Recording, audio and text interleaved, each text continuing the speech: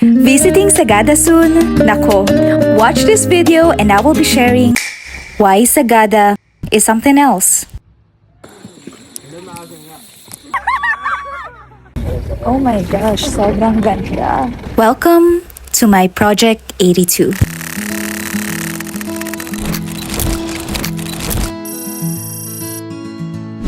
This is Ja and Ren, and this is us documenting our travel before having a baby. Joiner ang pinili naming tour para lahat hassle-free na, and we will be staying for 2 days and 1 night, pero dahil sa tagal ng biyahe, para kang nagstay ng 3 days and 2 nights. What? We were picked up in Ayala, Makati by a comfortable van around 10 o'clock p.m. and we traveled for 10 hours. Sobrang nakakahilo ang daan, kaya make sure to bring Bonamine, plastic and neck pillow for comfortable sleep para hindi nyo na maramdaman ng zigzag. Controlling your state is so important dahil after biyahe, diretso tour agad, kaya kung masakit ang ulo sa biyahe, you just miss 1 day of your tour. We had a quick stop sa Banawe. Yan lang ang video ko kasi nagkocontrol lahat ng kilo. We went to a quick breakfast tapos biyahe na ulit. At this point, hindi na ako natulog kasi ayokong mamiss tong mga view na to. Sobrang ganda, di ba? Dito kami sa Sagada Weekend. Wala kaming napanood kasi break daw, but they sell handmade items na you may want to check out. Bawal mag-picture. We went to eat lunch at T Avenue Cafe. Food was just okay but a little bit pricey. Post nyo na lang. And by the way, yung mga kinainan pala is choice ng tour operator, so if you want to suggest restaurant, just let them know. At this point, we just let them decide kasi wala kaming alam and time to search for any restaurant. We checked into this lodging. Ang aesthetic ng lugar at ang ganda ng fully wood design. So modern, but the only complaint we have is maalikabok, which is hindi rin naman maiiwasan. They tried to fix it for us naman, kaya all goods na. Only coffee din dito, so it's a plus. Pinagpahinga lang kami ng 2 hours, then ginising na kami for our first agenda, Blue Soil. Grabe, antok pa. This is around 1 o'clock p.m. at ang init. We don't need to wear jacket pero nagdala lang kami just in case. So sinundo na kami ng shuttle and we started the trekking. By the way, this is end of May, so nag-aagaw na ang summer at rainy season. So don't forget to bring raincoats as well during this month. Ay, ang dilim na nun, no? Ulan na. Kuya, malapit na?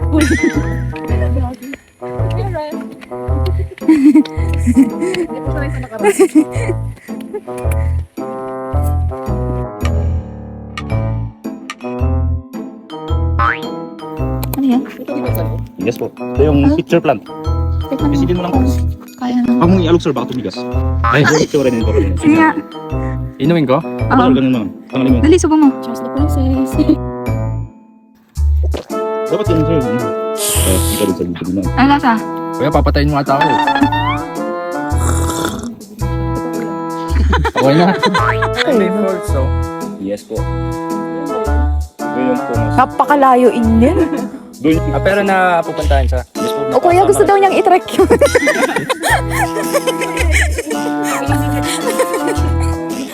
Tara.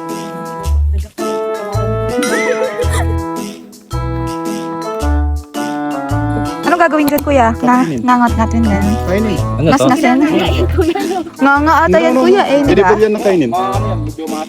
Ano lasa? Hindi ba sasakit yung... Hindi yan. Safe yan. Ano na?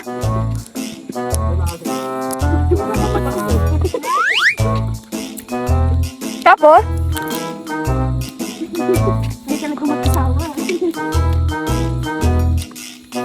Ay, masarap nga. Nilulunok to, kuya.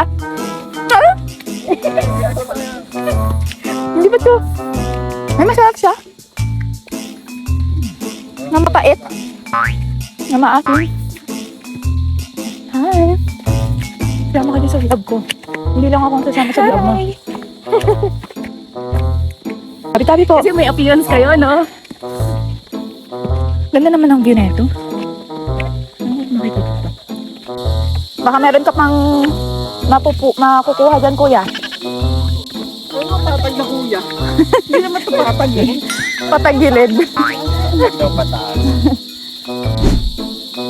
Pine tree? Hindi. Meron na. Ano po? Pine one.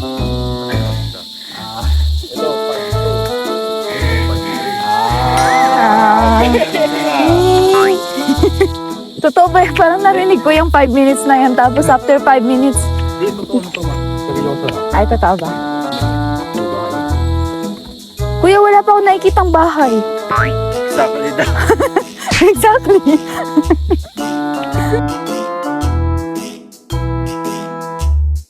We took so many photos para sulit at worth it ang pagod namin. Nakaka-amaze to kasi late ko na-realize na kaya tinawag na blue soil kasi literal na soil siya. Logic job. Sa picture kasi mukha siyang bato pero once you step on it, lumulubog siya. Ang explanation ng locals, mataas yung concentration ng copper sulfate kaya ganyan ang kulay. At if naulanan, mas matingkad yung pagka-blue dahil sa acid. Nagets niyo ba? Ako din, di ko nagets.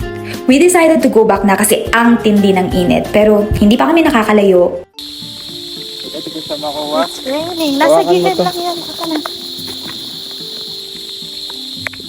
Oops. Madulas na.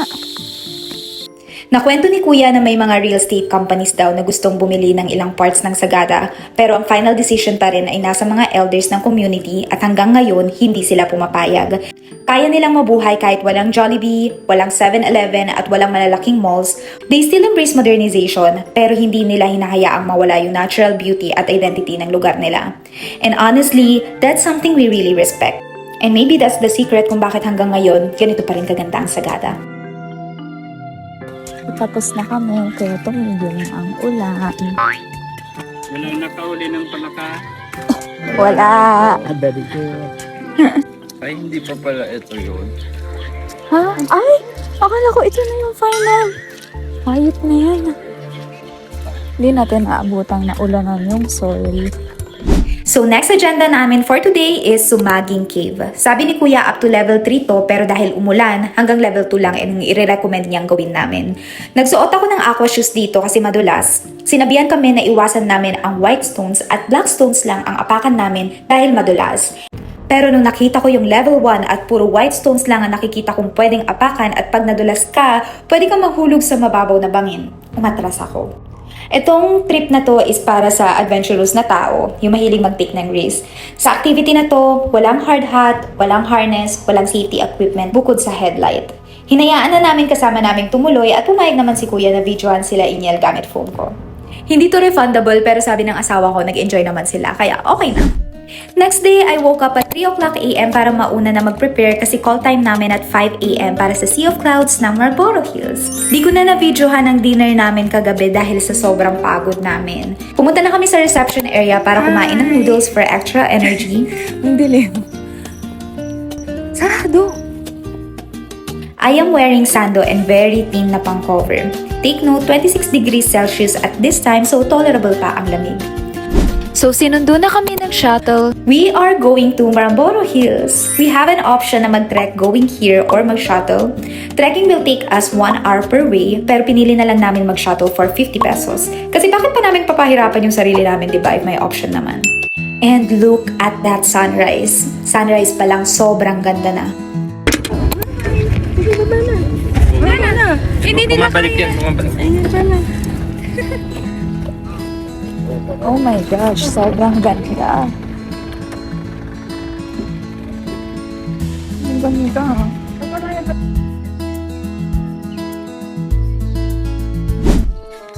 Nakakapagod to, pero worth it ang view. So pupunta kami sa kabila kasi doon, siksikan sila, daming tao. Tapos nakapila kami. Chokiness na. Look at the rock formation, it's so pretty. Is this the Marlboro Hills? So, pwede na ako sumigaw dito? I love you, Inyel! Sabihin ko.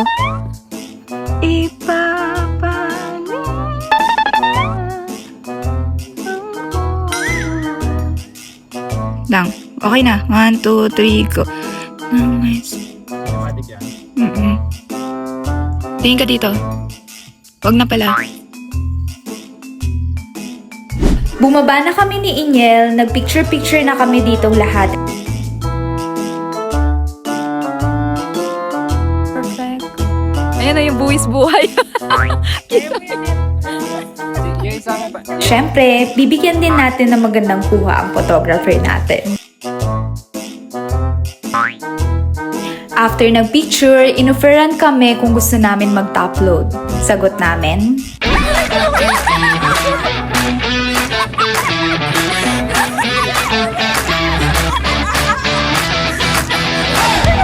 Uy, bangin yung gilid, bading mo! Bading mo, bangin. Charis, hindi. Mababaw lang. Mababaw. Aray ko!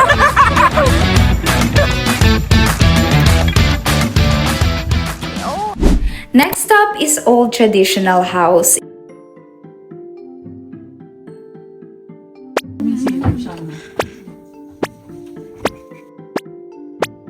Three stories. Dito yung lutuhan, kainan, tulugan nila dyan sa likod.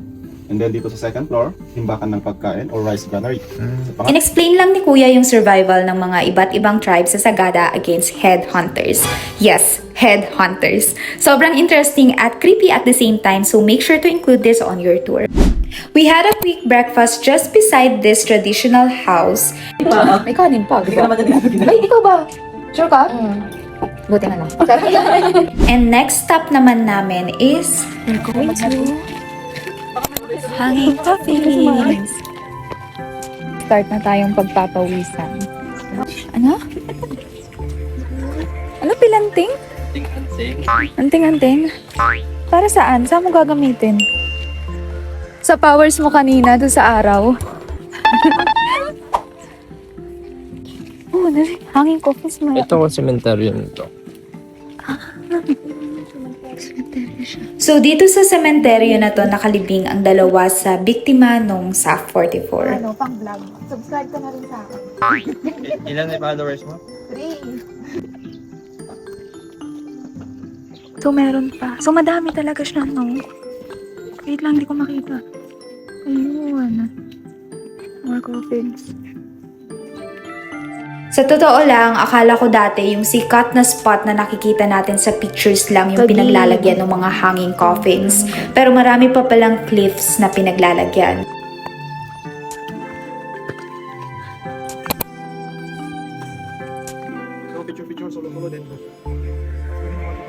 Kinwento ni Kuya ang ilang misconceptions tungkol sa tradisyon na yon, and isa na doon yung madalas nating naririnig na kapag mas mataas yung kabaong, mas malapit ito sa langit. Pero sabi ni Kuya, pantay-pantay naman daw ang lahat. Depende lang sa preference ng yumao kung saan nila gustong ilagay ang kabaong nila. Interesting din yung mga nakasabit na upuan. Tinatawag nila itong death chair. Dito inuupo ang yumao habang may lamay at maliit lang ang mga bahay at hindi kasya kung nakahiga sila. Ito yung pinakamahirap yung tataas. So fact lang, dito din ang Eco Valley, pero bilang respeto sa mga nakalibing sa lugar, bawal mag-ingay, bawal sumigaw, bawal mong sabihin yung heartbreaks mo dito. Medyo ironic pakinggan dahil Eco Valley nga, pero it also reminds us that some places are meant to be appreciated quietly. Kita nyo yan? Wait, natanggalin May tan lines agad ako. Oh. Pagkabalik namin, we visited this church just below the starting point of trekking sa Hanging Coffins. We went back na for checkout. We're preparing to go home na. Pero dadaan pa kami sa Happy.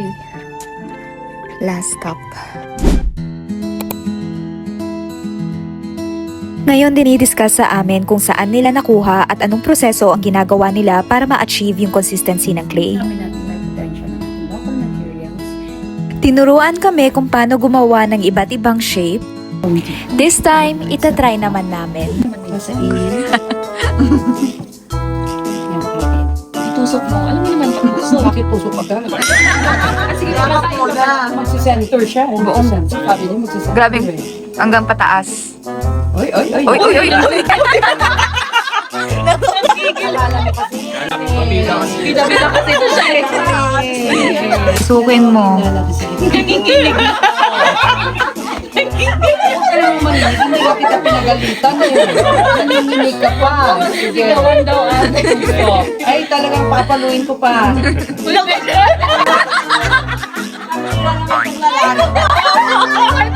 Gigil kasi siyang magbuka kasi siyempre tumubo yung gitna. Ayun, tumutusok ka dyan. Ikaw ang may kagagawin niya na. Relax, ito walang pressure, ito lang mag-pressure. Hey, Tigas naman ang kamay ko. Tigas yun. Uy. Relax and then slide up. Hula. Akyat. There you go. Very good. Sige, mag-clap ka pa. Para naman mas malawak, mas maraming sabaw ang malalagay. Hindi maraming sabaw, siya na yung naging sabaw. Flat hands, flat. Bitawan mo yan, Besha. Ayan.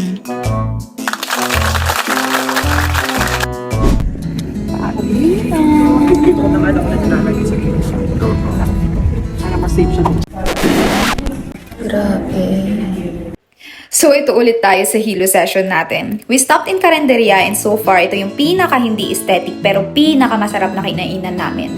Dito na rin kami bumili ng pasalubong saka namin tinuloy ang biyahe. So ngayon, gets ko na kung bakit sinasabi nilang Sagada is a place for moving on. Hindi lang dahil sa heartbreak o mabibigat na pinagdadaanan, kundi dahil somehow, it helps you heal. Even from the things we don't usually pay attention to. Mula sa stress, negativity, pagod sa araw-araw o simpleng paghahanap ng katahimikan. Malayo to sa maingay na mundo at sa paglayo mo, mas naririnig mo ang sarili mo.